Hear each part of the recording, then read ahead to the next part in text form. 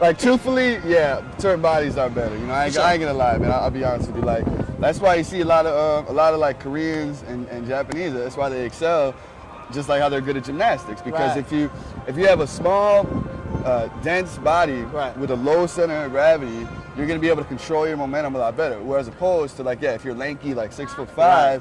There's more to control. Right. And that means there's more to go out of control. Right. You know what I mean? The tighter and smaller you are, the easier it is to control to do your stuff. So yeah, you definitely got a body type for breaking. Right. A lot of times you want like a solid upper body, a good core. Right. You know what I mean? Good strong legs and just kind of you know, like I said, the more dense you are, the better usually. The easier it's gonna be. Not that it's impossible, but absolutely. There's lots of good breakers. Don't get me wrong. Don't hate.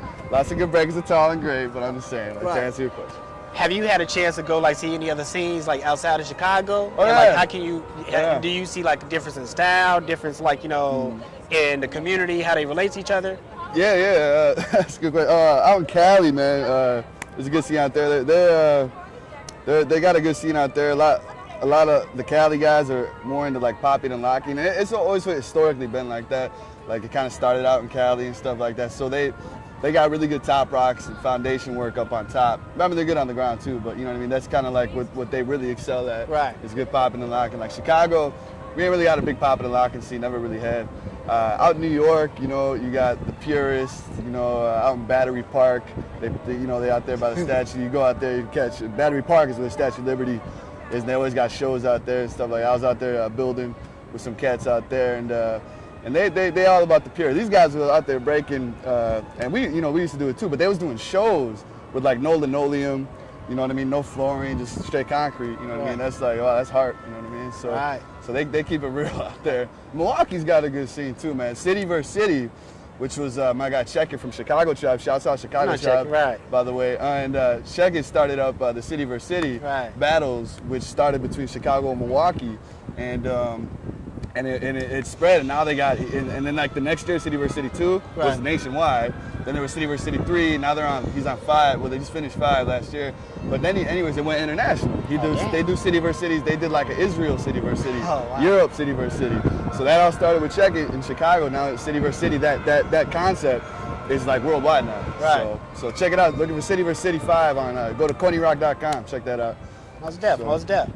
Have you ever had any battles, man, where stuff has gotten out of hand and stuff? Like I know, you know, looking at B Street and stuff like that, how them cats be getting ready to almost brawl at some time. Have you ever had anything, man, where it's gotten to that point? Yeah, it's a funny story that I just mentioned Coney, man. This is a funny story between me and Coney. All right, back in about 95, when I had my crew Opium, before Chicago Tribe was Chicago Tribe, a lot of them cats were a crew called NSM. And we had a battle between Opium and NSM at some party. It was at St. Greg's. And afterwards, it got a little heated, and we all got each other's faces, right? Right. So for the next couple months, it was like this beef, man, like hardcore beef. And I mean, it was like, you know, remember back in the day they had the universal voicemails and stuff? Right. And we were like, you know, talk stuff to each other on the boxes, and then like we ended up squashing it. But for a point, it was heated, man. You know, it was, oh man, if we battle, we end up boxing, blah blah blah, that type of thing. But the funny thing is that 10 years later, okay. When I told you about those shorties that was knocking me, Coney is the guy that actually bailed me out and had my back. I hadn't talked to him for 10 years before that beef. Right. He didn't have to do that, you know what I mean? But he's a good guy, man. Right. And he stepped up, and he like, even though we had that beef and all that, he was like, yo, lay off of B-Rock, man. He was there when y'all was in diapers, you know what I mean? And so much love to Coney for like, you know, getting my back and vouching for me, and the rest of that just snowballed, and everything's all gravy now. And now it's funny because I kick it with them now, all those same guys. So it's just like in the past, and we building now. You know, that's hot. We all building. So. But before I get you up out of here, man, a lot of cats have been able to, you know, I mean, the whole hip hop stuff, like it allowed for an escape for cats. Yeah. How do you think your life would be different, man, if like you wasn't doing this all this time? That's a good question, man. And I'll tell you like this, man. I went to Chicago public schools, born and raised. I didn't grow up on the straight and narrow. You know, I never even graduated. I got into college, but you know.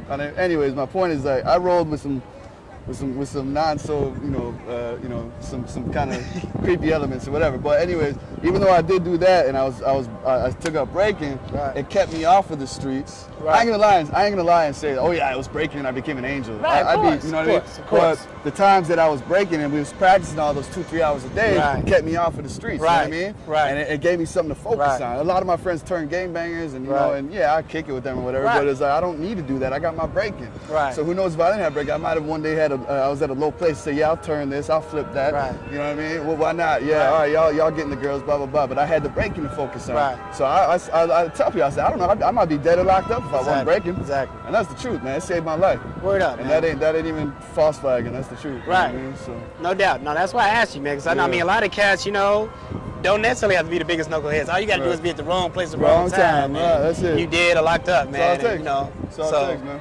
And that's why it's so important, man, to give shorties like something to do, something constructive. Yeah, I try to give back. I volunteer over at the James Jordan Boys and Girls Club. Word. You know, much props to them. Good organization over by United Center. And you know, I try to give back. I do free work, volunteer for workshops there for the kids and stuff like that. And you know, I always try to give back whenever I can, man. Like I give scholarships. That's what's up. To my classes, to like kids that need it. You know what I mean? Because hey, man, if I can get one kid, I know it sounds like cliche and all that, but for real, if I can get one kid to stop hanging with the wrong crowd and take up breaking, man, it's like, hey, screw all the money. Right. Screw all the money. That's what life's about. Is, you know what I mean? Making this world a better place. And when I look back and God judges me and says, what did you do to this world? I say, man, I try to make it a better place all I could. Absolutely. Absolutely. So, you know what I mean? Hey, well, you well on your way, man. Yeah. Is there anything I didn't ask you about your craft, about the organization that you want to speak to Chicago about?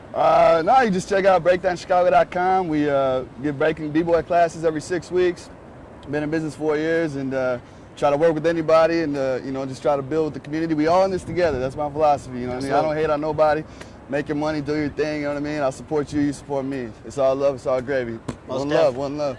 And how can cats, man, just in general, like if they want to hear about battles, I know you told me about a website. Yeah, that's right. My bad. Yeah, check out if any of y'all like are curious, you want to get more on the scene. All right, one, you can build with me. Go to breakdancechicago.com, or another great website run by Chicago Tribe is chicagobboy.com. All right, so you go to chicagobboy.com, you go to the message board. Any listing for any battle, any event, practice session, stuff like that is at chicagobboy.com.